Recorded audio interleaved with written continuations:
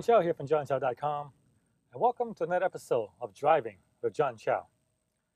I got an email recently from a reader asking how to increase the opt-in rate to his list. Like, what are some tips? So I figure I get this email a lot, so I figure I would, make that into a video. By the way, this is how I make a lot of my videos from feedback from you guys. So, you have a question, feel free to email me, johnchow@johnchow.com. And like I said, a lot of emails I get are the same. And when I see a whole bunch of emails that are the same, make a video, I answer it like that. So back to the current question, which is how do I increase opt-in to my list? I looked at the reader's email, or I looked at the reader's site, and the first thing I noticed was he has an opt-in box on his blog, on the upper right-hand corner, and it simply say, subscribe to my list. That's subscribe for updates, something like that.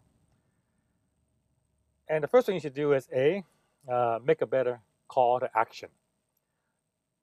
I'll give you a total of two tips. Yeah, two tips.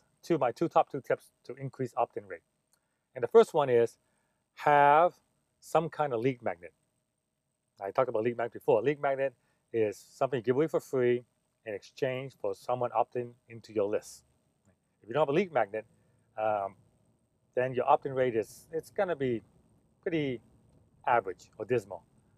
When I had my blog and I just had an opt-in box and say just subscribe for updates, and I was getting about 10 a day when I first started. About 10 opt-ins a day. The instant I created my lead magnet, which was a free ebook showing how to blog, and I said, download my ebook and find out how to create a profitable money-making blog, enter your name and email address, and I'll send it to you. Opt-ins went from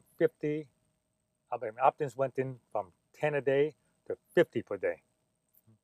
So just that, nothing else changed. It's just the addition of the lead magnet. So you absolutely need a lead magnet if you want to increase conversion. Nothing will increase your conversion more than having a highly compelling lead magnet. That's the first tip, all right?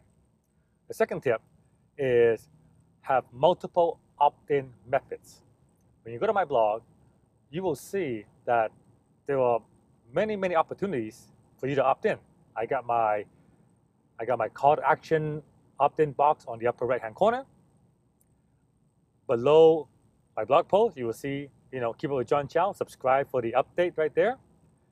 And I also have a pop-up box that for first-time readers who come to my blog who've never been there before, after about a few seconds, my whole blog blanks out, and then this pop-up appears saying, download my ebook.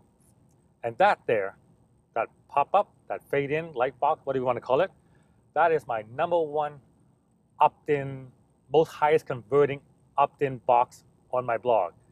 And that opt-in, the pop-up, is created by a service called Opt-in Monster. So optinmonster.com.